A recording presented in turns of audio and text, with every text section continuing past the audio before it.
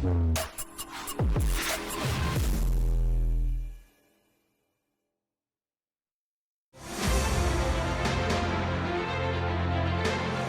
cred că coincide faptul că avem buletin la 14 ani.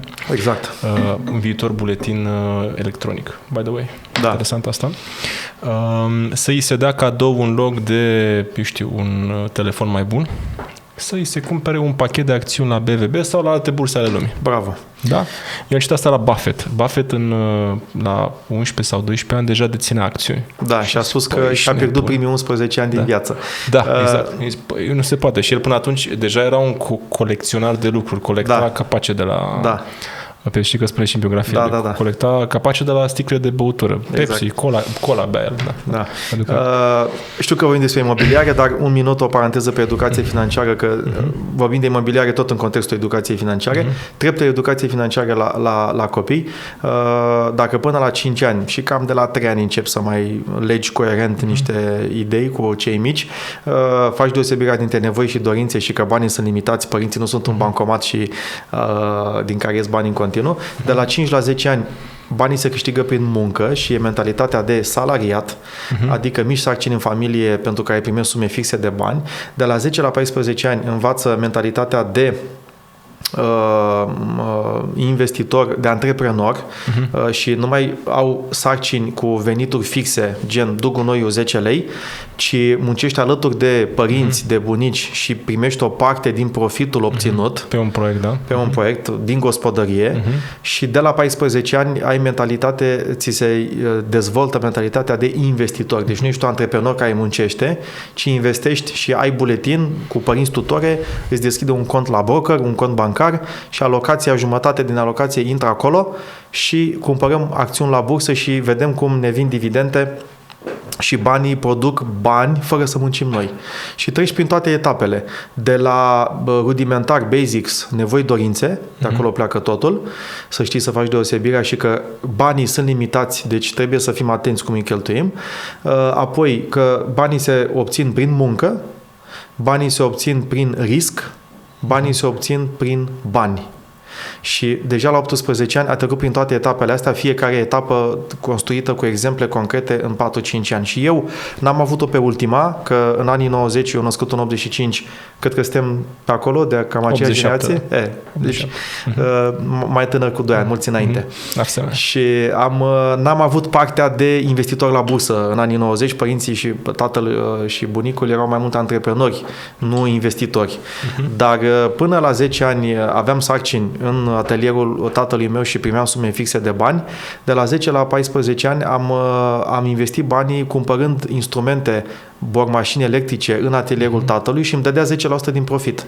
Și vindeam mobila tatălui colegilor la școală, chemându-i acasă la mine, la noi, să vadă mobilierul făcut de tata, mobila de birou, și îmi luam 10% comisiuni din vânzare.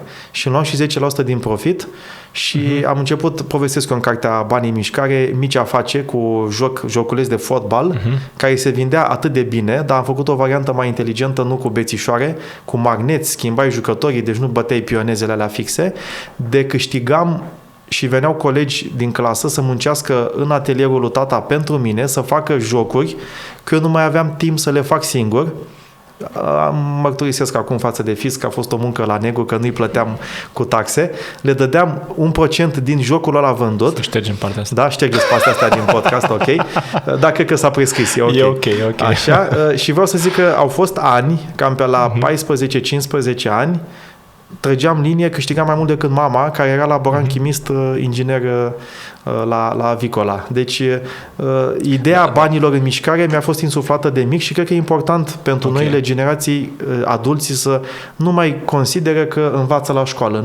Nu învață la școală. Este un model dintr-o carte sau pur și simplu ai trăit tu și acum l-ai Asta am trăit eu.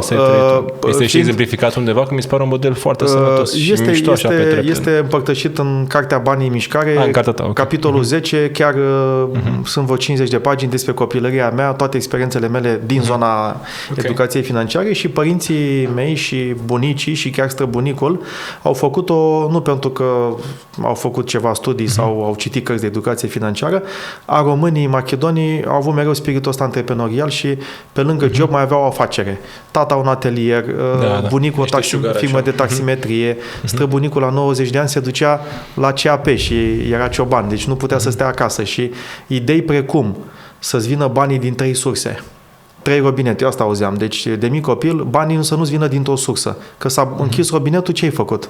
Și ții minte că mi-a arătat bunicul, închidea robinetul. Vrei apă? S-a închis robinetul. Dacă nu mai ai 2 robineți, ce faci? Deci, eu am pensie, el cumpărase mașinile de taximetrie pe care le gestiona băiatul lui, adică bunicul meu, și mă duc la CAP, la 90 de ani. Și avea 3 surse de venit. Asta pe vremea comuniștilor. Nu de abia trecuse. În anii 90 trecuse, okay. Da. Că făcuse deja în 91 bunicul o afacere de taximetrie. Prima din Megidia, de unde am născut și am copilărit. Apoi o altă idee. Asumă-ți responsabilitatea. Nu da vina pe nimeni.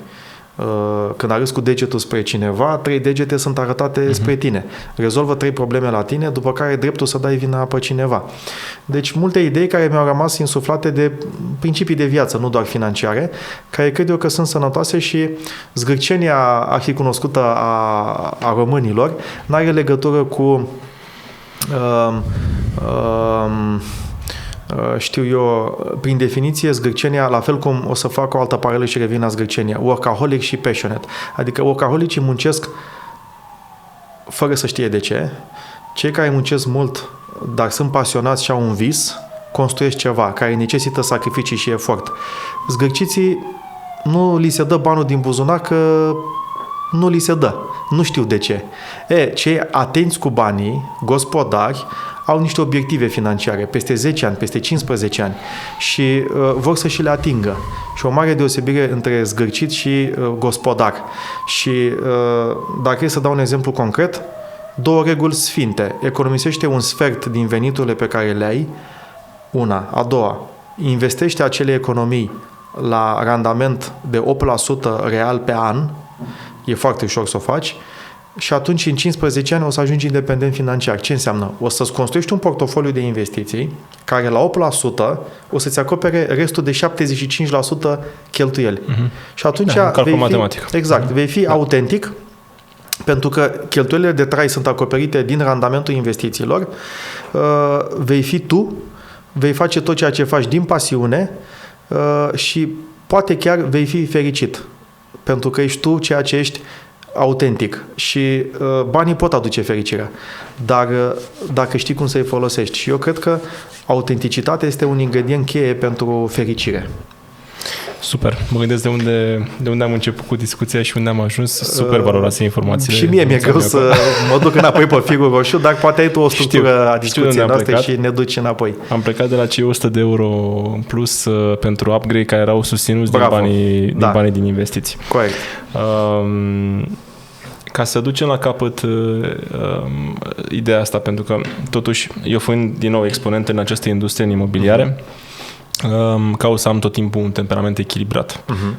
O să mă vezi sau poate mai văzut deja vorbind despre imobiliare cu pasiune, dar știu întotdeauna că este bine să-ți diversifici. Spun tot timpul că ia această informație cu sare sau cu piper și mai departe diversific un portofoliu tău astfel încât să fii sănătos pe termen lung. Nu doar acum poate să speculezi o creștere pe termen scurt, pentru că din păcate România vrea câștiguri repede.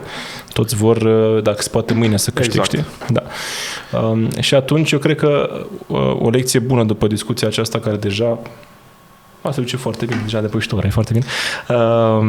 O lecție foarte bună este momentul în care faci astfel de upgrade-uri pe care toți românii și le doresc. Real. Încep să aibă copii. Este chiar generația aceasta. E ok și e normal. Și e normal să fie așa. Da. Vrei să ai o viață mai bună. Vrei poate să stai într-un cartier mai bun. Vrei să ai un parc mai frumos lângă tine. Vrei să ai o școală mai bună lângă tine. Vrei să ai un acces la birou nu de o oră cu mașina, ci să ai 5 minute pe jos sau un metro sau un transport comun sănătos, știi? Și în momentul în care spui gata, sunt pregătit să fac pasul ăsta, mai fă un pas să te uiți, ok, cum stau ca bani? Cât va trebui să plătesc după ce fac un nou credit? Va trebui să dau 100 de euro în plus pe lună. Da. Ok. Hai să vedem. Îmi permis să-i dau, dar aș putea să fac cumva să mi plătească alții? Exact. Apropo de fraza... Exact. Să fac o datorie pe care să mă plătească alții, pentru că așa am și timp să mă bucur echilibrat de toate, nu doar de acel apartament. Da, super sănătoasă ideea asta și cred că e o punte excelentă spre a face investiții imobiliare de calitate și sustenabile pe termen lung. Asta apreciez și eu la tine și deloc întâmplător am acceptat invitația că te urmăresc și ești echilibrat și onest în abordare, pentru că și ai argumente. Adică mesaje simple că imobiliarele cresc la nesfârșit, că sunt cea mai bună investiție din lume, cumpărați acum, sunt evident pentru oricine foarte ieftine, comerciale și nu sunt profesionale. Adică chiar cred că vrei să faci o treabă bună, nu doar să îți vezi interesul. Apreciez. Mersi tare. Ca să închidem bucla legată de rituri, pentru că e subiectul nostru principal de astăzi. De-a lungul istoriei, puterea asta să aibă, să-și succedeze cumva moștenirea, da? Pe o linie mai lungă, pe mai multe generații. Pentru că cred că tot timpul am început ceva într-un moment de schimbare. Adică România acum a intrat în capitalism, în moment în care toată lumea se schimbă fundamental. Este cam greu să poți să predai ce s-a făcut deja, că a fost prea puțin timp să se facă. În contextul în care inovația acum vine și te duce într-o grămadă de noi dimensiuni și trebuie să fii destul de flexibil ca să poți să continui. Eu acum, când mie îmi place să fac o diferență, mie îmi place neamul românesc de moră. În schimb, conducătorii pe care am avut, îi urăsc din tot sufletul. Țara noastră n-a pierdut pentru că neamul ăsta e stricat. Corect. Țara asta a pierdut pentru că am avut niște trădători puși de alții care au servit intereselor lor, numai uitându-ne în ultimii 30 de ani. Continuă. Povestea asta continuă. Este același proces, același film. Cineva mai mare decât noi îi pune pe unii care să respecte și să le dea lor interese și nu nouă. În schimb, la nivel de neam, ADN, talent, inovație, perseverență, descurcăreală, reziliență. În ultimii 3 ani de zile am umblat mult. Dacă ar fi să fac un ranking așa, suntem în top 5 nații și ADN-uri din lume. Nu există așa ceva. Nu există așa de complex și de interesant profil cum e profilul românesc. Știm să râdem când e greu. Știm să ne ridicăm și să împingem. Știm să strângem din dinți. Știm să ne gândim șmecherește, să inovăm. Dai mă că merge lița asta aici. Știu, neamțul o să spună, vai, nu, să punem 70 de procese. Bă, lasă-mă în pace. Bă, merge. Funcționează și face treaba. This is not core business. Lasă-o să meargă așa și să ne focusăm pe asta. Știm să ne orientăm unde e mai important. Sigur, avem și neputințele noastre și mizerile noastre, dar cine n-are?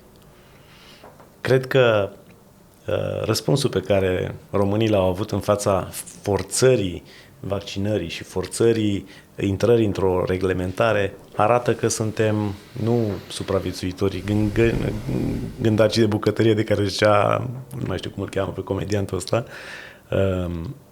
ci suntem... Trebuie nouă, nu? Teo sau nu știu cum, nu? Cred că nu suntem gândaci de bucătărie, cred că suntem cu mintea la noi încă. Uitându-mă la cât de brainwash sunt americanii, europenii vestici, asiatici, rușii, suntem într-o situație foarte bună. Noi încă mai gândim, încă mai avem principii, încă mai avem ancore sufletești, de valori familiale, spirituale, după care ne luăm deciziile. Eu am totuși o speranță că se schimbă lucrurile acum, mă tot pe topuri și pe trenduri în Europa și cred că ce lipsește poporului român și anume structura. Inovație și creativitate avem din greu, flexibilitate avem din greu, rezistență avem din greu. Structura ne cam lipsește. Și mie mi-e greu asta cu antreprenorii, lucrând cu ei și încercând să le predau antreprenoriatul structurat.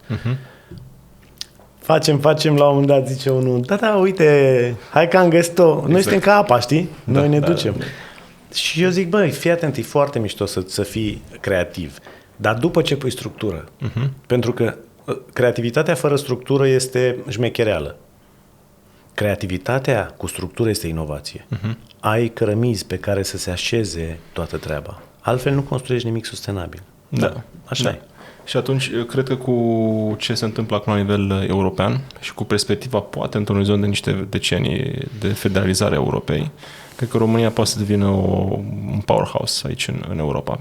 E exact bucata asta care, dacă o punem la Lego de structură în România, poate să ne propulseze probabil și peste Polonia, să nu zic și alte țări la un moment dat. Că deja începem să depășim oricum pe rând mai multe țări. Eu dacă aș fi 4 ani in charge în țara asta, aș face hub-ul legislativ al noilor economii de aici. Este cea mai mare oportunitate pe care o avem în 50 de ani.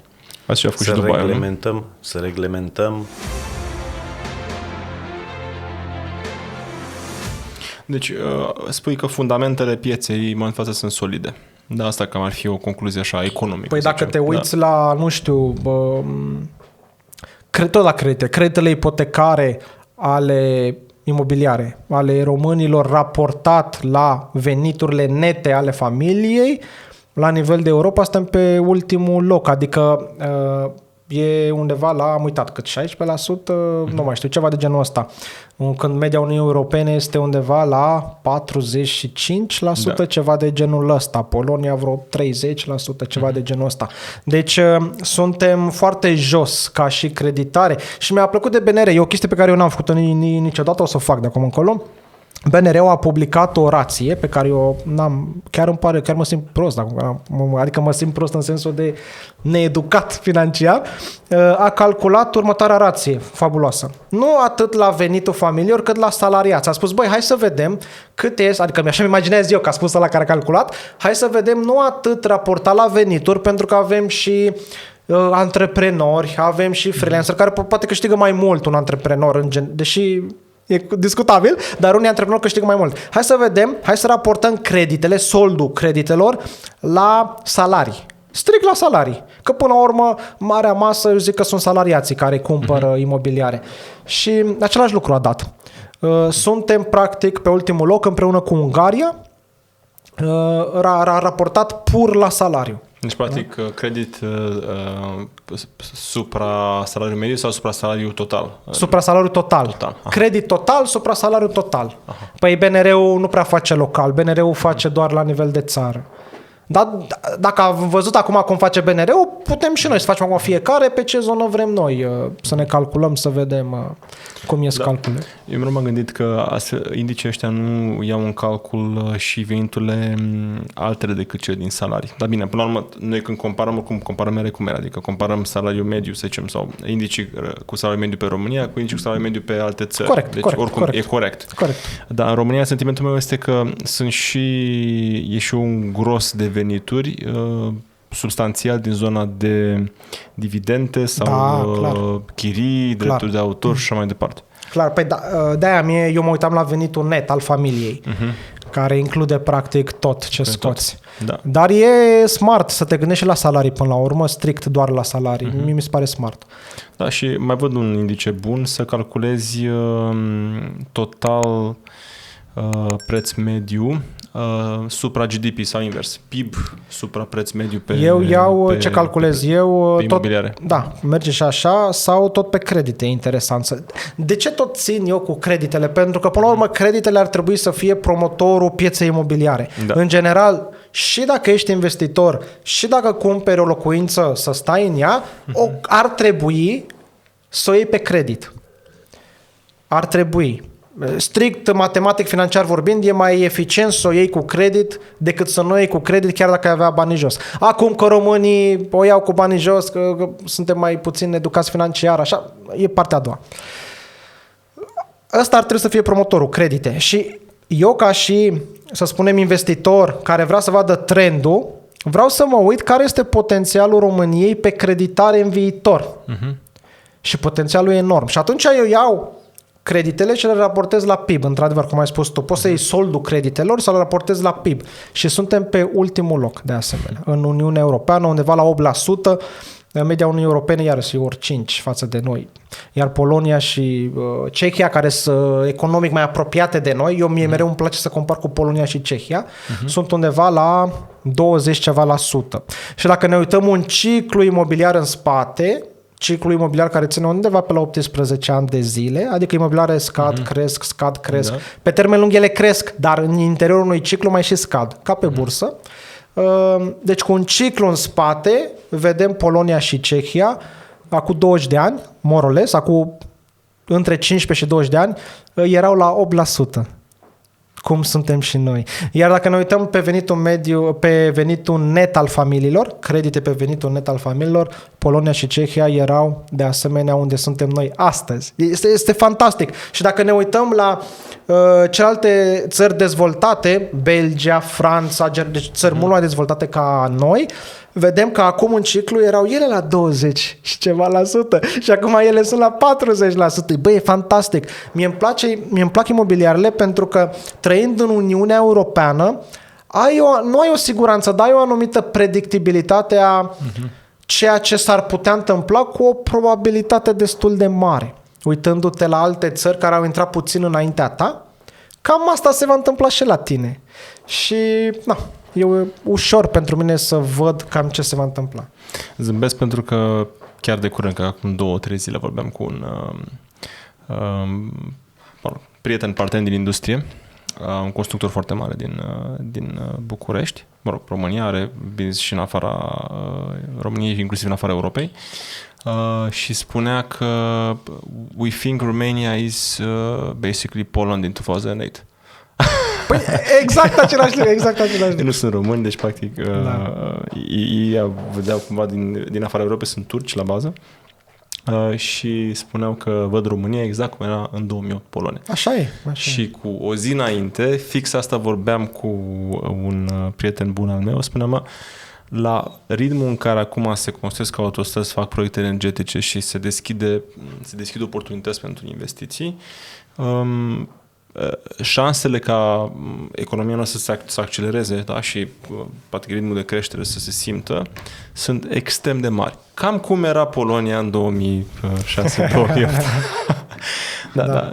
Cumva, într-un fel ne depoziționează, că totuși sunt 15-20 de ani pe care ne avem în spate. E o perioadă. Da, dar în același timp ne și bucură pentru că Polonia a avut un parcurs extraordinar, adică Polonia este pe care este pe care să devină un superpower de top în Europa, din toate punctele de vedere. De la economic, la militar, la și toate. Și pe bursă a intrat în piețele dezvoltate cu un picior de ceva ani deja. De ceva ani deja. Și atunci noi putem să învățăm ce au făcut pe parcursul ăsta și să facem și la rândul nostru. Cred că un pilon foarte important va fi clar fondurile europene, pe care oricum am început deja să luăm bine în ultimii ani, cam cum lua și Polonia deja de prin 2006-2008. Da, eu analizez foarte multe, n-avem timp aici, dar analizez zeci spre sute de indicatori corelați cu tot felul de țări din Uniunea Europeană pe diverse grade de dezvoltare, adică mă uit atât la cele mai apropiate de noi, către care aspirăm, cât și cele care sunt foarte dezvoltate, astfel încât să-mi fac pattern-uri. Gândește-te, eu fac chestia asta în 2013. Când mă chinuiam să iau de la INS în format Word, nu aveam un Excel și mă chinuiam să fac copy-paste-uri în Excel-urile mele, în fine, e amuzant. El avea un Word de le scos, că trebuia să le scos dintr-un tabel. Îți dai seama că probabil era cineva care introducea manual într-un Word. Wow. Acum le fac și ei în Excel frumos, sunt de treabă, e ok. Dar, în fine, gândește că în 2013 este prima dată când am calculat eu rația câte imobiliare am învățat de la un american. El mi-a spus, în România nimeni nu calcula, n-am găsit, că am căutat, câte imobiliare se cumpără fără credit și câte se cumpără cu credit. Băi, și erau în 2013, cred că era undeva 80 și ceva la sută. Băi, când am văzut așa ceva, am început să calculez și pe Belgia, că atunci eram în Belgia deja, eram deja de 3 ani în Belgia. Am început să calculez și în Belgia și vedeam acolo cifre de-alea de sub 10%. Și băi, n-are cum. Și mă gândeam, dacă am greșit, îți dai seama că n-are cum, imposibil. Și după aia mi-am dat seama, bă, n-am greșit, nu se poate așa ceva. Și până și astăzi, eu mă așteptam să tot scadă mult mai agresiv. Dar astăzi, deci au trecut 10 ani de atunci de când am luat prima dată, avem, nu știu, anul trecut am avut 56%, ceva de genul, sper să mă aduc bine aminte. Deci oricum peste jumătate și dacă te uiți pe, nu știu, Cluj, care e cea mai scumpă piață imobiliară din România, și ei sunt la 56%, adică nu e ca și cum doar satele sau, nu știu, doar terenurile agricole sau cine știe ce. E fabulos, fabulos. Și ne vom îndrepta într-adevăr spre o zonă în care creditarea își va spune din ce în ce mai mult cuvântul. Eu așa cred, adică așa cred, așa s-a întâmplat în afară, așa e cursul normal al României din punctul meu de vedere, iar șansele sunt să se ducă foarte, foarte sus pe următorii 20 de ani imobiliarele. Da. Mă gândeam acum la reacțiile pe care le-au mulți dintre clienții noștri atunci când cumpără imobiliare și le se spune despre credit. Avem și o divizie de brokeraj financiar în grupul nostru și cuplăm cele două servicii. Da? Deci, practic, serviciul de a-l ajuta pe client să-și aleagă opțiunea, apartament, casă, în diverse proiecte pe care le avem în București și în țară și apoi imediat corelat cu opțiunea de finanțare pentru acea achiziție, știi? Și de multe ori am auzit răspunsul nu credit, îi lăsăm pe alții să facă asta. Și tot mă gândesc, îi lăsăm pe alții. De ce îi lăsăm pe alții? Pentru că totuși, de fapt, și eu, ca și tine, foarte matematic la bază și le pun în tot Excel și îmi dă mai bine când iei pe credit decât când iei cash. Știi? Și am început să le transmit colegilor mei din vânzări, spune-mă dacă vine un om cu cash la voi, care spune eu cumpăr cash. Care sunt oricum de foarte multe ori, deci din corect. Totalul clienților, peste jumate statistic vorbind, 50 ceva la sută. Deci în primul trimestru anului a crescut de la 56%, când a fost anul trecut, a crescut la 58%. Da, a crescut. Și am început să le transmit, când vine unul cu cash la voi, spuneți-le așa, domnul Grigore, haideți să punem jumate din sumă pentru achiziția apartamentului dumneavoastră și luăm o finanțare și altă jumătate din sumă pentru a doua achiziție, din nou cu finanțare, pe care o vom acoperi destul de lejer dintr-o chirie pe care o să o obțineți în momentul în care îl închiriem. Chiar vrem și un surplus cu care va acoperiți și parte din rată din prim. Pentru că atunci când ai doar 50% credit în total, achiziție, șansele să acoperi rata lunară cu chiria sunt foarte mari. Adică există riscuri să nu acoperi, se zice, pe la un 15% avans cu 80% credit, dar și acolo se întâmplă să o acoperi. Da? Destul de des se întâmplă să o acoperi. Depinde de ce dobândă e de la bancă, depinde de mai mulți factori. Dar în principiu asta e o rețetă foarte bună. E recentă perspectiva, vreau să văd rezultatele, dacă reușim să convingem oameni. Dar reacția aproape, nu știu, e motorie, adică se întâmplă instant la oameni, este nu-i lăsăm, nu facem noi asta, lăsăm pe alții să facă asta. Ceva genul, îi lăsăm pe alții să se frigă. Exact, alții sunt fraieri. Ideea este că, ține din nou de a înțelege efectiv cum funcționează o investiție. Asta este ceea ce ține. Și, într-adevăr, ce cred eu că nu se înțelege sunt vreo 2-3 lucruri. Unu, faptul că creditul tău, cu cât îl ții mai mult, deși tu plătești mai multă dobândă, de fapt plătești mai puțină dobândă efectivă la valoarea banilor din ziua de astăzi, dacă ar fi să aduci, dar oamenii nu știu să aducă la valoarea de azi, pentru că tot în momentul oamenii zic, am un credit de 100.000 de euro, la final plătesc 200.000 de euro. Plătesc dublu creditul sau 300.000.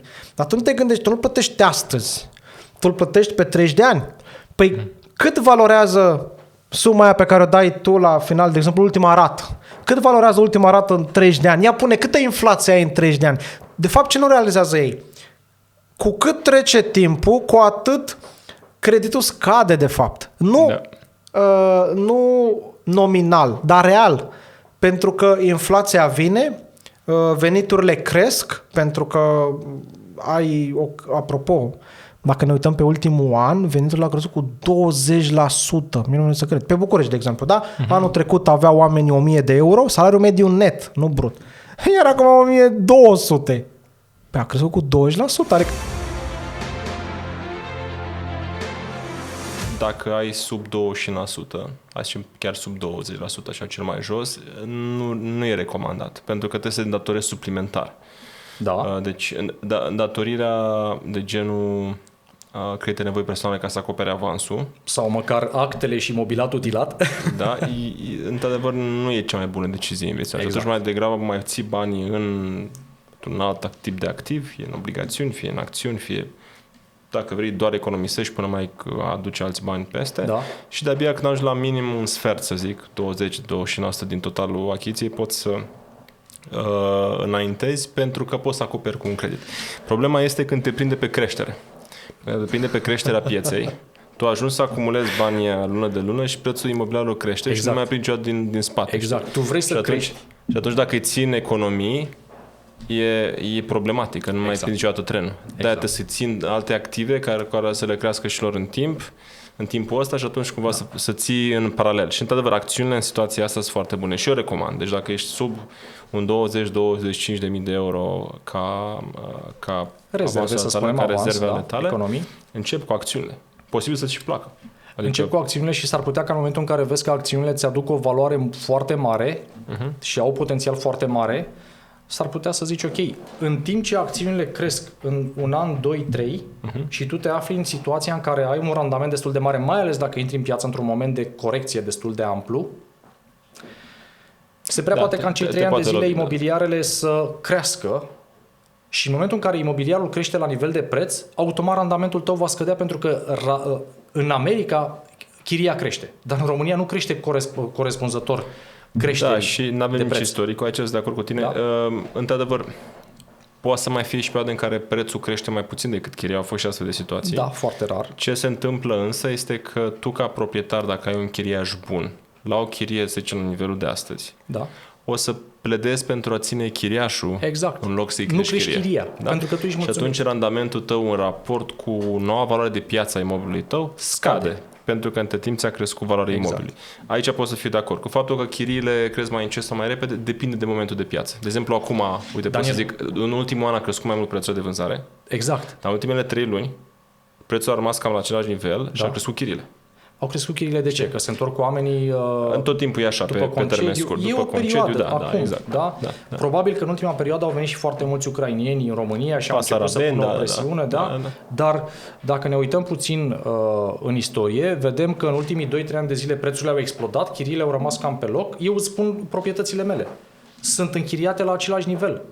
De ce? Pentru că sunt foarte mulțumit de domnișoarele de acolo care îmi păstrează lucrurile într-o condiție foarte bună. Nu mă interesează să cresc prețul chiriei cu 20 de euro, pe mine mă interesează să am plata la timp, curată locația, să nu trebuiască să investesc în ea după ce pleacă ele. Și atunci vei vedea că marea majoritate a oamenilor vor prefera să păstreze nivelul chiriei acceptabil și să aibă o relație foarte bună cu chiriașul și automat nu se vor duce după piața cu chiria, decât în momentul în care le pleacă un chiriaș, atunci se duc puțin mai sus conform prețului din piață. E o situație, nu vreau să-ți aduc argumente pentru care nu e bine. Este foarte bine să investești în imobiliare și eu am imobiliare, dar am avut imobiliare după ce am avut un profit insistent pe piața de capital. Mi-am acoperit datoriile și am crescut destul de mult pentru a merge către imobiliare. Și am folosit leverage de la bancă pentru a cumpăra 2 locații în loc de una și jumătate, să spunem. Pe un an, 2. Pe un an, 2, da. De pe imobiliare nu poți să vin să cumperi foarte repede, corect așa. Da. Bun. Uite, o întrebare pentru un om care face investiții financiare în primul rând. Cum să investești inteligent în imobiliare? Wow. Păi aici, Daniel, aici ar trebui să ne răspunzi tu, n-ar trebui să răspund eu. Dar și vreau să văd și opinia ta. Ok. În primul rând trebuie să e vorba de capital. La imobiliare ne jucăm cu un capital destul de consistent. Da? Aș cumpăra în primă fază o garsonieră și nu aș cumpăra în zone limitrofe, adică nu m-aș duce pe câmpuri. Niciodată. De ce? În viziunea mea, anumite locații, n-aș vrea să dau nume pentru că iarăși nu știu cine locuiește acolo și nu vreau să-i supăr, dar anumite locații vor ajunge ghetouri în timp. Ce înseamnă ghetouri? Înseamnă acele zone pe care le vedeți din Londra, Bruxelles, Paris, Marseille, Barcelona, da? La marginea orașului, în care vor ajunge să locuiască oameni veniți din alte părți ale lumii care vin să muncească aici, da? Și se vor rămâne pe ei și vor locui cu chirie acolo, oameni care nu au un venit constant, au joburi așa la limita legalității și nu sunt siguri pe venitul pe care l-au și au șanse foarte mari să nu-ți plătească chirie la timp, să distrugă pe acolo, acele zone se vor transforma în ceva ce nu ne dorim să deținem. Deci este clar că nu trebuie investit acolo. Eu aș prefera locațiile semicentrale, aproape de metrou, și aș începe cu o locație pe care să o pot închiria. Dacă aș avea un cash flow pozitiv, aș fi cel mai mulțumit. După care aș începe prin Velocity Banking să încerc să-mi accelerez achitarea acelui credit. Da. Ok. Conceptul Velocity Banking îl păstrăm pentru un alt podcast. Până atunci, ai spus că te uiți către o locație semicentrală, aproape de metrou pentru București și viitor pentru Cluj va fi valabil. Da. Am putea să facem o corelație și pentru celelalte orașe cu acces către mijloace de transport în comun importante. Da. Corect. Adică care poate să aducă, ce înseamnă important, poate să aducă oamenii într-un timp destul de scurt și cu un grad de confort, să zicem, peste medie. Peste medie. Da. Ok. Să ne ferim puțin de a sta în mașină, traficul ăsta, să ne folosim mașina tot timpul. Este bine să ne gândim în viitor la cât de repede putem ajunge cu ajutorul unui mijloc de transport, cu o trotinetă electrică, din locația în care suntem, către job, către activitatea pe care o desfășurăm zilnic. Ok.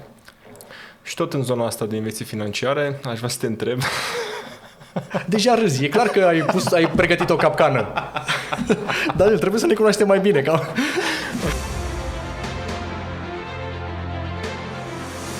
Treaba asta. Dar totuși, dacă ar fi să dai un sfat oamenilor, Da. la ce se uită acum? Se uită mai degrabă la risc, mai degrabă la randament, mai degrabă la efort, mai degrabă la echitate? La lichiditate. Echitate cam cât? 50%. Și restul de 3 împărțite. Restul împărțit sunt importante și risk reward, dar cred că e important în primul rând acum lichiditatea, celelalte pot să fie împărțite în mod egal sau poate efortul depinde fiecare unde este. Dacă ai foarte mult timp la dispoziție, poate ai timp să depui efort și atunci pentru tine nu e important și poate aloci mai mult către risc sau către randament. Dar acum, în perioadele de volatilitate, aș acorda interes mai mare pentru lichiditate și pentru risc. Pentru că pot apărea multe surprize și am văzut ce s-a întâmplat și cu Credit Suisse, am văzut și cu o categorie de obligațiuni, acele Coco Bond pe care ei le-au emis. Adică e bine să fii vigilent și să fii diversificat și să fii atent și la riscuri. Aș vrea să mă întorc un pic la ceva ce ai spus mai devreme. Mi s-a părut foarte interesant și așa gândeam și eu. N-am văzut-o nicăieri scrisă până acum, dar mă bucur că o zici tu acum. Imobiliarele sunt clasate undeva la mijloc. Iau o parte și din obligațiuni, o parte și din acțiuni. Exact. Ca mod de drept comportament, să zic, așa, da? Iau cumva și din zona de safety, de obligațiuni și de venit fix. Venituri constante. Da, cumva. Da. Sunt niște chirii care îți vin ca să vezi în fiecare lună. Dar iau cumva și din zona de risc, de acțiuni, de dinamism, de așa. Înseamnă că cei pe care i-ai menționat, care fac investiții 100% în imobiliare, cumva au un ratio 50-50 între obligațiuni și acțiuni, corect, nu? Da, ne învârtim ca să... Da, uite, vezi, apropo de ce spuneam, cel mai simplu e portofoliu 50-50, dacă ai imobiliare, exact. Da, ar putea fi și ar așa. Putea să fie. Dar să nu uităm de lipsa de lichiditate. Să nu uităm de lipsa de lichiditate. Noi trebuie să recunoaștem că românilor le plac imobiliarele foarte mult. Este un mare avantaj al industriei în care eu activez. Da. Și pe acest context nu poți să le dai la o parte. Da, clar. Adică în mod cert. Dacă te gândi, nu știu, la o piață în care randamentele sunt mai mici, nu știu, 2-3%, cum este în Elveția acum sau cum este în Franța, randamentul imobiliare, probabil că fiind și mai scumpe, sunt un pic mai greu accesibile, mai ajungi un pic mai greu la ele, știi? În momentul în care tu găsești oportunități să achiziționezi imobiliare în România și sub 100.000 de euro, prețul total din care tu poți să te finanțezi dând doar un avans de 15%, atunci devine mai mult decât interesant. Mai ales că dacă le pui într-un Excel, o să vezi după aia că de cea mai multe ori chiria acoperă rata și dacă nu acoperă. Este incorect să calculezi chiria să acopere rata, ci chiria trebuie să acopere dobânda. Da, pentru că dobânda, de fapt, costul tău a finanțării este principal, de capital pe care tu îl adaugi. Principalul și îți crește averea cu principalul respectiv. Exact, da. Uite, ce mai vreau să mai menționez apropo de viziunea pe termen lung a mea în zona de imobiliare este că România în momentul acesta este o piață aproape emergentă și are un potențial bun de creștere de aici încolo. Mă uitam, de exemplu, în Italia. Italia este o piață dezvoltată și mă uit că este un gap foarte mare între italienii în vârstă, 50, 60, 70 de ani și italienii tineri. Italienii în vârstă o duc foarte bine pentru că au avut posibilitatea să poată să dețină imobiliare fie personal, fie ca investiție și prețurile au crescut foarte mult în ultimii 20-30 de ani și unii dintre ei trăiesc doar din investițiile acestea imobiliare. Pe de altă parte, tinerii nu-și mai permit în momentul acesta să-și cumpere imobiliare pentru că prețurile au ajuns la nivelul de sute de mii de euro. Eu personal mă aștept, dar nu pentru următorii 2-3 ani, ci uitându-mă pe 10, 15, 20 de ani, același lucru să se întâmple și în România. De asta, perioada asta, 1 an, 2, 3, 4, 5, până în momentul în care piața imobiliară în România se stabilizează și tindem spre o piață semi-dezvoltată, să spunem, e un moment foarte bun de construire a unui portofoliu de imobiliare și apoi de beneficiat de pe urma investițiilor respective. De asta, imobiliarele sunt foarte interesante într-un portofoliu diversificat și privind pe o perspectivă lungă de timp. Dacă există persoane care au imobiliare printre cei care ne ascultă, bine, depinde de multe aspecte, dar în general eu n-aș vinde. Adică n-aș vinde decât dacă chiar am o mega oportunitate în altă parte sau dacă am mare nevoie de bani. Dar altfel, dacă e o locație bună, dacă este închiriabilă, dacă are, aproape de metrou, parc, chiar în orașele mari, atunci e bine de păstrat și de ținut, de îngrijit și de beneficiat de pe urma investiției de genul acesta. E foarte fain că spui asta și apreciez că ai spus-o, e foarte valoros și noi spunem foarte des lucrul ăsta. Noi facem lucrul ăsta. Am trecut de la buy to sell la buy to rent imediat când am văzut că lucrurile intră în zona de mijlocul ciclului imobiliar. Exact. Și subscriu și la ce ai spus legat de ce a întâmplat ultimii 20-30 de ani în Italia și nu numai în Italia. De Italia e un exemplu foarte bun, când imobiliarele au crescut foarte mult și cei care au apucat să achiziționeze acum cu 30 de ani, acum trăiesc foarte bine de pe asta. Imobiliarele nu sunt o clasă de active care să o gândești pentru mâine. O cumpăr astăzi și o vând mâine. Exact. De fapt, onest, eu aș spune că nicio clasă de active nu e așa făcută, dar dacă ești tu ultra sofisticat și ai niște pârghii, nu știu, lucrezi într-un hedge fund, ceva informații acolo, ok, Da, eu mă uit, nu sunt cel mai bun investitor neapărat pe piețele financiare și mă bucur că am prieteni buni, ca tine, ca Bogdan, ca Valentin, de la care am învățat lucruri. Dar eu până acum nu am cumpărat nimic ca să vând. Da, și am cumpărat și eu suficient în piețele financiare. Deci eu și uit că le-am. Adică noroc că totuși am niște Excel-uri și îmi plac Excel-uri, știi, dar uneori când intru din nou prin sistemele pe care le folosesc, broker sau așa mai departe, mă bucur de ce tare, că am cumpărat acum X ani, Unilever, companie care mie și îmi place foarte mult și cu tot dragul o recomand. Am voie să fac recomandări? Am voie, nu? E podcastul tău? E podcastul meu. Și am văzut că a crescut. Da, cu atât mai mult imobiliare. Deci dacă cumperi acțiuni și obligațiuni cu gândul de a le avea o perioadă de timp, uneori chiar și for a lifetime, cum cumpără americanii, cumpără Apple și Tesla și Facebook și în parte ca să le aibă toată viața. Cu atât mai mult imobiliare le cumpăr pentru mâine. Adică când aud treaba asta, că hai să mai stăm un pic, o să mai scadă imobiliarele. Cât o să mai scadă? 1%. Aha! Bravo! Și între timp inflația e 10-15%. Te-ai gândit foarte bine, știi? Foarte smart. Da, anyway, înțeleg totuși pe de altă parte că este o perioadă un pic stresantă pentru mulți oameni și cred că tu poți să-mi confirmi că ești mai activ în zona asta și cred că sunt mulți oameni care sunt așa un pic pierduți. Totuși aș îndemna la calm. Mie toate cifrele pe care le văd și sper să nu fii bias, dar poate îmi zici tu dacă e așa sau nu e așa, toate cifrele pe care le văd și macro-cifrele pe care le studiez nu mi semnalează un potențial de criză nici pe departe similară cu cea din 2008, 2009, 2012, toată perioada asta. Adică nu suntem acolo. Știi, și Ray Dalio spune lucrul ăsta foarte straight. Avem două tipuri de cicluri economice, unul pe termen lung, unul pe termen scurt. Ăla pe termen lung durează cam 75-100 de ani. Ultimul capăt al lui a fost în 1929, înainte de el a fost în 1850. Mai recent, lângă noi, a fost în 2008. De la 2008 încolo, mai sunt că vreo 75 de ani, deci mai așteptați finalul secolului să mai fie o criză ca atunci. Între timp, însă, adevăr, sunt niște crize pe termen scurt. Cei mai mulți oameni în România, în schimb, care nu l-au studiat pe Dalio sau alți oameni care sunt mai activi în educație financiară, când a venit un pic de criză, s-au speriat foarte rău și intră într-un blocaj, într-o panică, știi? Și au senzația că gata să termina lumea și o să fie mai rău ca atunci. Se dispară tot. Mi-aduc aminte când a început pandemia, mă sunau niște prieteni, spuneau că deja cursul RON-euro a ajuns la 6. Ce bă, că nu peste noapte. Era 4,80, 4 ceva genul ăsta. Când a crescut așa de mult? M-am uitat după aia pe BNR, era cu 2 bani mai mult decât ziua anterioară sau o chestie asta insignifiantă, știi?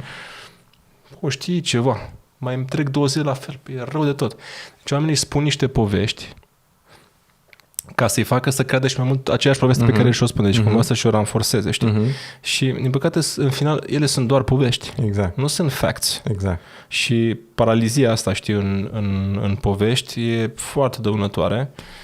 Nu știu, că singurul antidot pe care îl văd este pur și simplu să citești mai mult, sau să urmărești oamenii care poate știu mai multe decât tine. Exact. Și cu smerenie, eu spun că poate l-am dat în viață cum ceva timp și eu eram un pic așa mai egocentric și credeam că le știu pe toate și mi-am luat de câteva ori în freză, dar de când mi-am dat seama cum stau lucrurile, am înghițit la cărți și la cursuri și la chestii în toți anii ăștia, așa încât acum, păi nu știu, încă sunt smerit, că știu că încă nu le știu pe toate, dar mă simt mai stăpân pe mine și nu mai iau în calcul poveștile la fel de mult.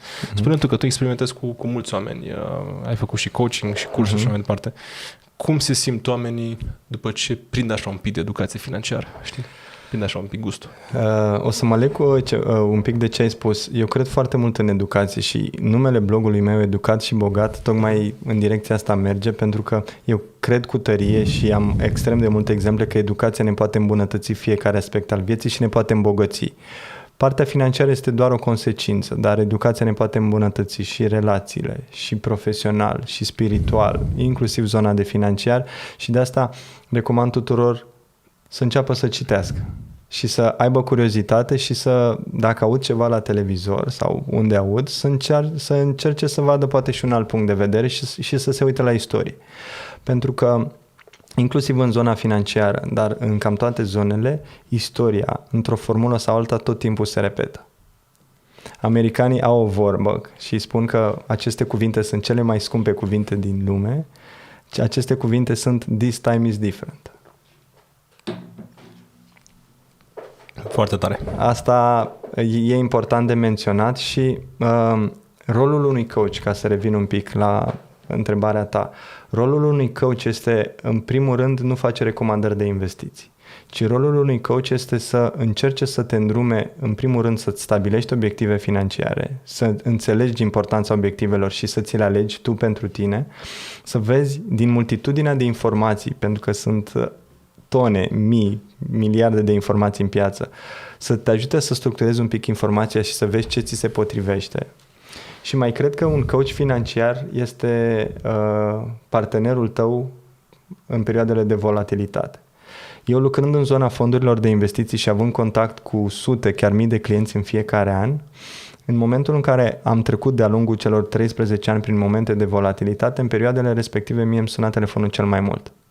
Și eu mă transformam dintr-un director de vânzări pe zona fonduri mutuale, mă transformam într-un psiholog, fiind acolo alături de ei să înțeleg și să încerc cu informații raționale să trecem peste o barieră emoțională. Pentru că noi, ca investitori și ca oameni și ca ființe umane, avem două lucruri care ne mână în luptă: rațiunea și emoția.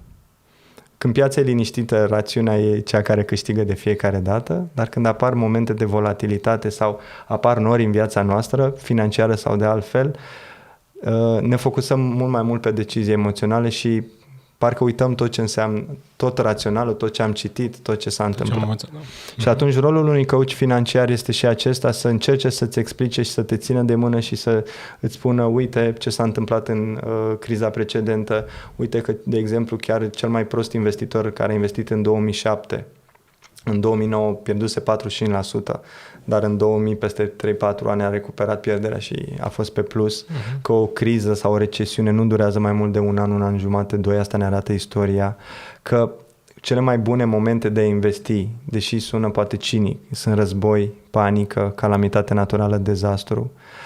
Să ne uităm, de exemplu, la ce s-a întâmplat zilele trecute cu sistemul bancar și cu băncile din America și din Elveția și din Europa chiar, că ce se întâmplă în general este o criză de încredere mai mult decât o criză a creditului sau o criză financiară și că sunt foarte multe sisteme care colapsează doar din cauza unei crize de încredere. Dacă ne referim la sistemul bancar și la ce s-a întâmplat, sistemul este mult mai solid decât cum era în 2008-2009. Băncile sunt mult mai bine capitalizate. Băncile centrale sunt mult mai atente la ce se întâmplă și tind să intervină mult mai repede, având experiența din 2008-2009 când n-au reacționat când trebuia.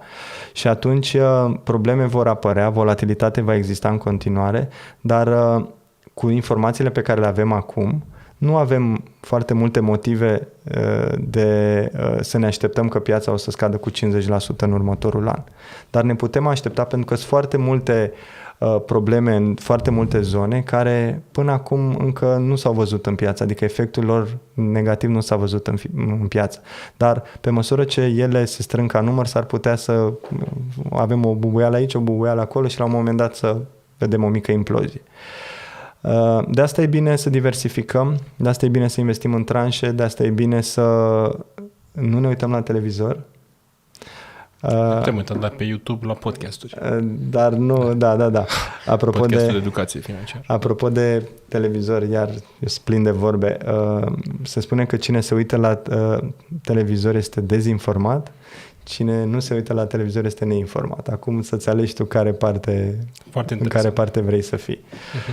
Dar eu mă aștept la multă volatilitate anul acesta și la multe oportunități. Oportunități și fiind pe finalul ciclului economic, undeva e un cadran o zonă cu 4 cadrane, în cadranul 3/4, tinde în perioada aceasta cash să fie king. Adică banii sunt remunerați mai bine, băncile centrale cresc dobânzile pentru a stăvili inflația, asta înseamnă că investitorii sau deponenții câștigă mai mult, dar pe măsură ce ne aflăm poate spre finalul ciclului economic și poate avem recesiune sau volatilitate, cash-ul acela va putea fi folosit pentru oportunități. Ne apropiem de final, Mihai, așa că aș vrea să-ți mai dau 2 provocări așa, ascultă-te. Aș vrea să mă întorc un pic de unde a plecat cu discuția, că am divagat, am ajuns în subiecte așa fierbinți, cum a fost discuția noastră cu Cluj și București și mai departe. Totuși, de unde am plecat? Cum îi facem pe oameni să facă o mișcare? Pentru că, cu excepția situațiilor în care este nevoie de o penă de cash mai mare decât, să zicem, cât recomandăm noi, 6 luni, 12 luni, fiecare cam cât simte că e necesar. Cu excepția acelor situații, totuși, sunt multiple oportunități de investit și pe acțiuni, și pe obligațiuni, și chiar și în imobiliare. Da, cum îi facem pe acești oameni să vadă totuși în perspectivă, să nu stea blocați în hai să țin banii încă în depozite, să facă burta mare băncilor, cum zicem noi. Nu că aș avea ceva cu ele, că și noi luăm bani de la bancă, suntem finanțați și finanțabili și noi, dar e bine, e loc de echilibru, adică dacă ții toți banii în niște depozite pe care nici nu le faci cum trebuie, cum ziceai tu, atunci e păcat, pentru că ai avea mai multă prosperitate în viață dacă ai vedea totuși și altă perspectivă, știi? Aici depinde cine este, cum îi facem pe oameni. În primul rând că noi nu trebuie să-i facem pe oameni să facă ceva. Corect. Pentru că sunt mai multe tipuri de oameni. Sunt cei care știu ce fac și pe aia n-ai cum să-i faci să facă ceva, pentru că ei și-au făcut calculele și poate chiar stau strategic pe fixed income, da? Pentru a intra la un moment dat pe acțiuni, pe imobiliare. Corect, da? așa este. Da. Mai degrabă cealaltă parte a populației este mai interesantă și nici acolo nu ai cum să-i faci să facă ceva, ci ai doar cum să-i educi, adică să le oferi mai multe oportunități și perspective. Da? Adică e clar că sunt oameni care stau cu banii în contul curent, multe, poate sute de milioane vechi, da? Sau chiar noi, din depozitele alea ale gospodărilor de 300 și ceva de miliarde, 100 și ceva de miliarde erau un overnight, da? În conturi curente sau de economii. mai degrabă pe ei să încercăm să le oferim educație, nu educăm noi. Educația a fost 7 ani de acasă și după aia la școală. Dar să le oferim această perspectivă, acest knowledge, knowledge, educație și mai ales partea de mindset, să le spunem că ok, se poate, banii trebuie să lucreze pentru tine pentru că vine un tsunami și nu-ți dai seama care. Da? La un moment dat nu o să mai fii tânăr și vibrant și faci prestezi și scurgi banii de peste tot, la un moment dat o să fii mai bătrân, da? Și va trebui să ai active sau să faci foamea în urma pensiei de stat. Așa că mișcă-te acum, nu te trezi la 50 de ani, eu ce mă fac, da? Pentru că o să am o pensie de, nu știu, 300 de euro sau 500 de euro. Mai degrabă acolo am putea, prin educație și răbdare. Altfel, nu prea ai ce să faci decât să-i lași să aștepți să vină ei spre tine cumva.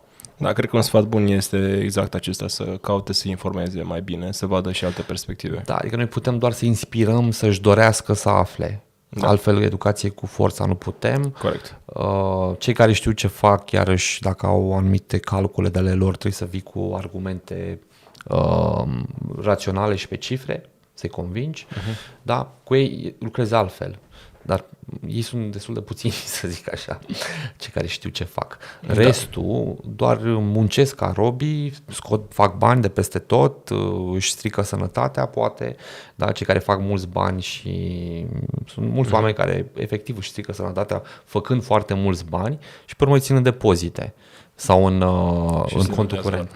Da, și după aia trag linie la 50 de ani, au ficat-o nu știu cum, au cocoașă nu știu cum, au probleme cu nu știu ce și se uită că tot nu o să ia nu știu ce pensie pentru că ei au fost antreprenori și au lucrat pe salariul minim pe economie la firma lor. Dar au bani în depozite sau în contul curent, dar dacă se uită la cei bani, de când i-au făcut ei, jumătate au dispărut pentru că inflație. Asta e păcat, adică o dramă personală aici, să muncești, deci tu strici efectiv sănătatea, muncind poate 14 ore pe zi ca să faci niște bani și după 5 ani, mai ales dacă avem inflație de genul ăsta, te uiți la banii pentru care tu ți-ai distrus sănătatea și jumătate din ei s-au dus, efectiv. Pentru că nu ai pus pentru ceva că nu ți-ai alocat, de fapt, pentru că nu ai gândit un pic în perspectivă, ok, i-am făcut banii ăștia, da? Există inflație, trebuie să-i plasez undeva și unde îi plasez. Nu mă uit la televizor, du-i în Dubai, la apartamente în Dubai. Poate ai acolo proiecte, nu știu. Sau cumpără nu știu ce criptomonedă. Nu, înseamnă educație normală. Ok, cum se face? Cum fac fondurile de pensii investițiile? Cum fac fondurile mutuale investițiile? Cum fac investitorii profesioniști? Cum fac cei care investesc pe cont propriu din mișcarea FIRE? Da, Financial Independence Retire Early. Da, gândiți-vă că această mișcare FIRE, adică oamenii care vor ei să ajungă independenți financiari, ei sunt niște mici fonduri de investiții individuale, adică practic tu devii fondul de investiții. Optimizat perfect, fără comisioane, fără alte costuri. Și sunt multe milioane de oameni care fac lucrul ăsta și multe milioane care chiar ajung să se retragă la 30, 35, 40 de ani, 45 de ani din activitate. Deci sunt atâtea modele, atâtea surse de informare și tu muncești 14 ore pe zi și nu-ți iei o jumătate de oră pe zi să te gândești care e viitorul meu, ce fac eu acum are sens, ok, trag ca animăluțul ăla cu coarne toată ziua, dar pentru ce, da? Și ce se întâmplă cu rodul muncii mele până la urmă. A fost așa de profund ce ai spus, Valentin, încât am putea să închidem acum, pentru că mi-a plăcut foarte mult, să știi. Mi-a părut bine. Să știi că am depășit deja o oră de când comunicăm. Știu că nu ai simțit, dar a trecut chiar o oră. Așa că aș mai păstra din întrebări pentru o altă dată viitoare. Pentru că altfel ducem în mai multe ore și o să zic oamenii, bă, dar ăștia sunt nebuni, ăștia chiar vor să-i întrețină aici 2 ore, știi, ca la un film. Aș mai pune o întrebare. Și așa, Netflix-ul este concurența noastră, nu? Adică noi care facem educație, podcasturi, avem ca și concurența alte elemente de mai mult de entertainment. Dar să știi că Netflix are și o componentă educațională foarte bună. Eu mă uit la o grămadă de documentare foarte bune. Docudrame. Inclusiv docudrame. Ăsta ultimul cu Mehmet versus Vlad. Mamă, ce bun e. Da, mie îmi plac, dar eu le consider tot entertainment. Adică, ok, fine, cu Vlad mi-a plăcut maxim actorul care l-a jucat pe Da, foarte bun. Daniel Dunuța sau... Da, nu știu cum îl cheamă, dar a jucat excelent. A jucat foarte bine. Vlad este Vlad Țepeș, dacă n-ați văzut filmul deja. Guys, it's still entertainment. Da, corect. Dar nu docudramă, nu e documentar. Nu mă refer la docudramă, mă refer chiar la documentare. Adică, de exemplu, știi Down to Earth cu Zac Efron? Știi? Te-ai uitat? Este practic documentar, nu e docudramă, că nu e dramă în el. El și cu Darin Olin e un activist așa în zona traiului eco. Se duc prin diverse locuri în lume. În primul rând se duc mai multe orașe din Europa și din lume și în al doilea se duc în Australia. Și dezbat diverse teme despre lume, despre economie, despre geografie, climate și așa mai departe, într-o manieră fun. Adică nu e genul care îl asculți pe unul cum vorbește. Nu, chiar e frumos spusă și Zac Efron e și un actor destul de cunoscut. Și atunci îi dă un gust așa fain. Mie îmi place Netflix să mă uit la așa ceva. Dar să știi că eu am vorbit de Netflix nu în sensul în care ar fi negativ să te uiți. Da? Poți să te uiți la o comedie. Adică e foarte valuable. Da. Entertainment-ul este valuable dacă nu este în exces și înlocuiește partea de educație. Corect. Poți să te uiți la un documentar și să te simți bine și să și înveți. Poți să te uiți la un film cum e Lord of the Rings și să fie entertainment și să și înveți o grămadă de values. Adică ce poți să înveți dintr-un film artistic, nu poți să înveți poate dintr-un documentar niciodată. Adică poți să înveți despre valori, da? Poți să înveți despre friendship, cum a fost în Lord of the Rings, despre loialitate, friendship, curaj, lucruri care te inspiră cumva. Dar totdeauna trebuie să păstrăm acest echilibru. Unii oameni sunt obsedați doar de învățat și nu mai au și partea de fan în care se uită la ceva, o comedie doar să râdă. Cool. Sau un film fantasy. Alții însă exagerează că se uită doar la entertainment. Știi? Întotdeauna în viață, dacă ai echilibrul ăsta, o să ai și fan, o să ai și educație. Valentin, două lucruri scurte, vreau să mai trecem înainte de a încheia. Vreau să-mi spui, dacă există un singur lucru care te-a ajutat personal să câștigi mai mulți bani, care ar fi acela? Un singur lucru. Asta. Partea de mindset. Explică mindset-ul, ok. Mindset-ul și din toate elementele de mindset, cel mai mult m-a ajutat să ies din mentalitatea de victimă. Da? Să nu mă mai uit atât de mult la ok, ce se întâmplă în exterior. Vine criza, nu vine criza, guvernul e nașpa, țara e nașpa, vecinii sunt nașpa și întotdeauna să mă gândesc, ok, ce pot eu să fac? Deci în momentul în care, indiferent ce vine din exterior, tu spui întrebarea asta, ce pot eu să fac, ai ieșit din mentalitatea de victimă și ești într-o mentalitate de autonomie. Da, nu mai trebuie să spună cineva ce să faci, nu-ți dictează altcineva care este direcția ta, ci tot timpul tu spui tu ce pot eu să fac în situația curentă.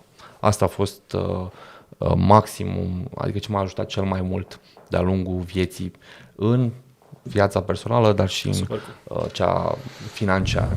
Super cool. Dacă v-a plăcut ce a spus Valentin, vă rog dați un like. Mie mi-a plăcut, eu îți dau un like.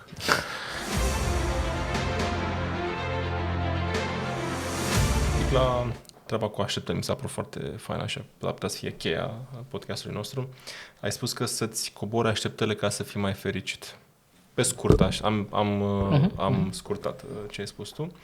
Cum se traduce asta în niște obiective? Deci dacă tu spui pe de-o parte să setezi așteptări mai joase, în același timp ai 2024 în față, mulți dintre cei care numesc își fac New Year's Resolutions la 1 ianuarie, o parte dintre ei se și țin de ele. Da.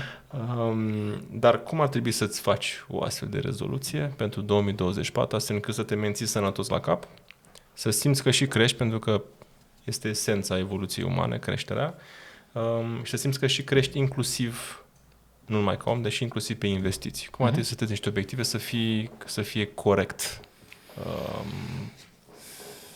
Păi, în contextul ăsta, apropo și de a fi pregătit pentru și mai multă volatilitate, cred că Uite, acum iar o să ne ducem într-o mantră pe care cei care se uită la noi sigur o aud de nenumărate ori și anume investește în tine. Da? Suntem sătui de chestia asta cu investiții în tine, dar în contextul ăsta este cea mai bună soluție. Da?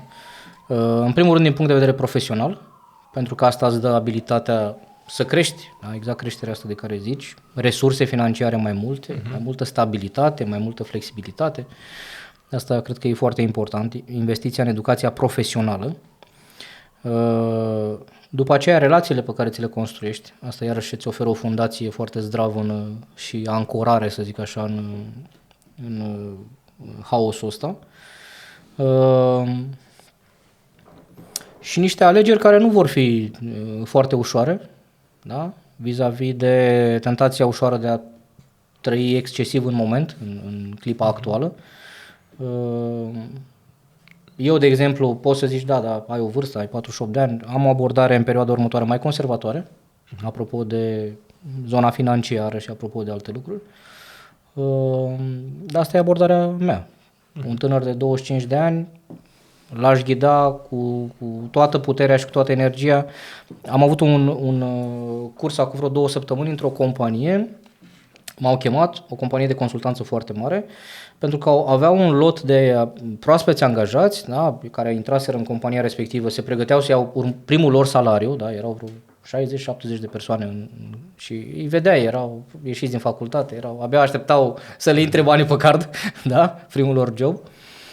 Și le-am zis, dincolo de faptul că peste o săptămână o să vă intre banii pe salariu, de fapt voi ați intrat aici și trebuie să fiți conștienți, ați intrat într-un MBA pe banii ăstora. Da? Deci ați intrat într-un MBA, depinde de voi ce materie o să învățați. Aveți aici și mentori, aveți și oameni care fac chestia asta de 20 de ani, aveți și oameni care au făcut cursuri pe în afară.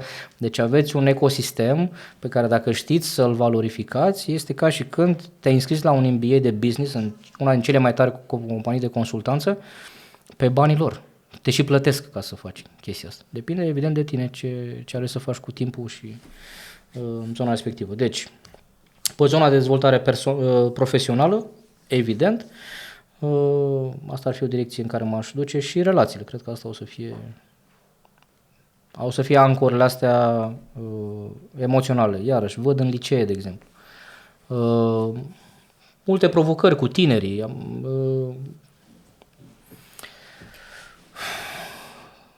Părinții parcă i-au abandonat un pic. Adică mă uit, nu știu dacă tu ai copii? Nu? Ok, bun. Pare că tinerii și copiii noștri sunt cumva lăsați, hai mă, descurcați-vă, am obosit sau nu avem timp, da? Descurcați-vă și ei nu se descurcă foarte bine în zona asta, pentru că au în continuare nevoie de ghidaj mai mult decât oricând. Am copii adolescenți, am 2 fete adolescente. Mă duc să mă întâlnesc cu colegilor, mă duc să le țin cursuri, pe de o parte încercând să le dau ceva, dar, de exemplu, fiica mea clasa 11 anul trecut m-am dus să le țin un curs cu mai multe etape, erau 6-7 întâlniri, câte una pe lună, cu niște provocări, cu niște... Vezi, de exemplu, că îți vin din 25, îți vin 6 copii, îți vin 7 copii, adică un foarte mare dezinteres pe zona asta de a descoperi niște lucruri care nu erau, nu știu, baltagul și, da? Ci erau niște chestii efectiv despre cum îți alegi o carieră, cum îți gestionezi banii, lucruri foarte concrete, da? Cum să investești. Puțin interes și asta e un semn de întrebare așa. În același timp, ca să nu fie numai zona asta negativă, am ținut niște cursuri la o școală profesională din Brașov. Și este al 3-lea an când țin cursuri acolo, mă întâlnesc cu clasele a 10-a și a 11-a și asta a fost o experiență foarte faină, o școală profesională susținută de companiile din zona de acolo care au nevoie de angajați și pregătesc pe copiii ăștia, dar tineri care se învoiesc de la alte ore ca să vină la cursul de educație financiară. Așa, da. Da? Și vezi că pe hârtie sunt 15, dar în sală sunt 40. Și vin profesorii și bagă capul pe ușă și zici, vreau doar să mă asigur că sunt aici și nu sunt la fumat sau la țigări sau la cafele sau plecați cine știe până. Dacă sunt aici, suntem ok.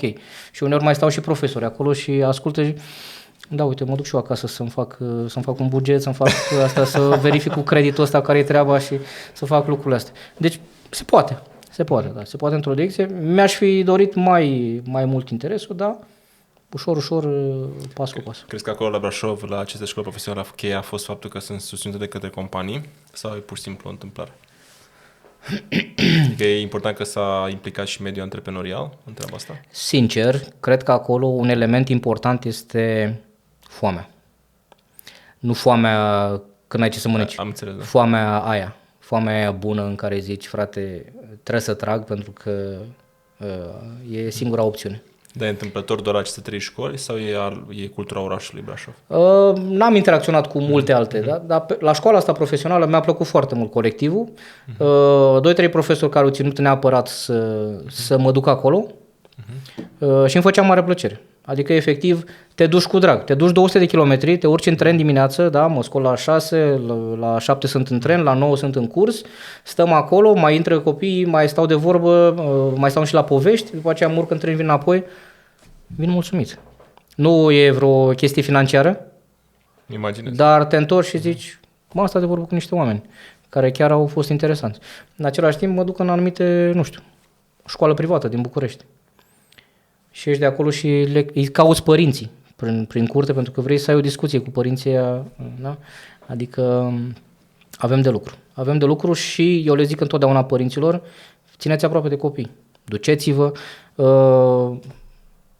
Anul trecut, la fel, în săptămâna asta, școala altfel, am rugat părinții de la noi din clasă, de la fetele mele din clasă, avem în clasa asta și antreprenori, avem și avocați, avem și dezvoltatori imobiliari, avem și medici, avem și notari, avem de toate, avem așa un bufet suedez extraordinar de oameni, 40-50 de ani, cu experiență, cu bani, cu ce vrei tu, da, succes. Fraților, o jumătate de oră, mergeți acolo în săptămâna aia și povestiți-le copiilor. Cum e să fii medic, cum e să fii. Sunt între a 11-a, de acum încep să miroase facultățile, să-și caute o direcție în viață, da? Poate nu or fi 60 de părinți, că mai sunt și alte situații, dar din 50 de părinți au fost 2.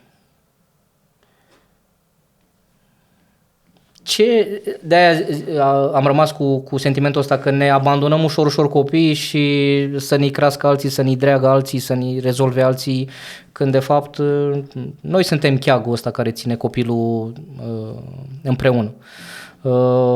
Avem de lucru și ultimul lucru pe care ar trebui să-l facă părinții este să nu țină pasul cu copiilor. Mergeți acolo, intrați în clasele lor, clasele sunt deschise, profesorii sunt deschiși și au nevoie de experiența voastră din lumea reală. Da? Foarte importantă legătura asta și trioul ăsta, care în momentul ăsta s-a cam stricat, elevul, copilul, profesorul și părintele. Trioul ăsta e un pic crăpat în multe situații. Pentru rezoluțiile pe 2024, tu cumva, fără să spui direct, dar o traduc eu, spui că ar fi bine să ne uităm mai mult și în interior, în familie, acasă. Clar. În comunitatea cea mai apropiată, respectiv familia, copiii, în toate dramele astea pe care le vedem noi în jurul nostru, soluția a venit întotdeauna de la comunitate. Absolut. Da? De la cei de lângă tine. Și mi se pare că de prea multe ori noi așteptăm de pe la guvern, așteptăm de la comunitatea europeană să ne dea, să ne bage, să ne facă, să ne dea primarul, să ne ajute și ignorăm faptul că putem să facem lucruri acolo, pe scara de bloc, la tine în casă, în sufragerie, adică avem soluțiile, acolo e cea mai la îndemână. Excelent. Sunt convins că printre cei care ne urmăresc sunt oameni care... Credeau că e despre investiții acest podcast, dar iată acest podcast. Și eu mai am multe întrebări care ar fi să duc în zona de investiții, dar cred că ai pus punctul pe ei. Cred că ai pus punctul pe ei cu treaba asta. Cred că, în final, investiția în noi și investiția în familia noastră și comunitățile din jurul nostru sunt cele care au potențial pe termenul cel mare randament. Păi cele mai sustenabile, creează coeziune, creează comunicare, creează un obiectiv comun sau o direcție comună în care mergem, spre deosebire de trendul individualist în care trebuie să-mi fie numai bine și care de fapt rupe fibra socială, da? Creează disparități între bogați și săraci, după aceea astea duc la conflicte. Adică ce vedem noi aici, conflictele și contextul ăsta haotic așa în care trăim, are o rădăcină și în faptul, în această abordare foarte individualistă de să-mi fie bine numai mie. Poate să crape ceilalți, da? Dacă mie mi-e bine și dacă eu am bani să-mi fac vacanța în Maldive, restul poate să mare. Și uite, îți arunc o provocare în contextul ăsta în care trebuie să ținem cont de comunitate. Dacă ne ducem la o comunitate mai largă și la comunitatea românilor, România și pe tu, ne-ar principal România, și punem la pachet faptul că ca să ne fie bine nouă, trebuie să fie bine întregii comunități. Statul român a venit și a majorat niște taxe și a tăiat niște cheltuieli care au fost extrem de contestate, inclusiv mediul antreprenorial. Eu personal le văd foarte pozitive și cred că e momentul ca noi să ne maturizăm ca țară.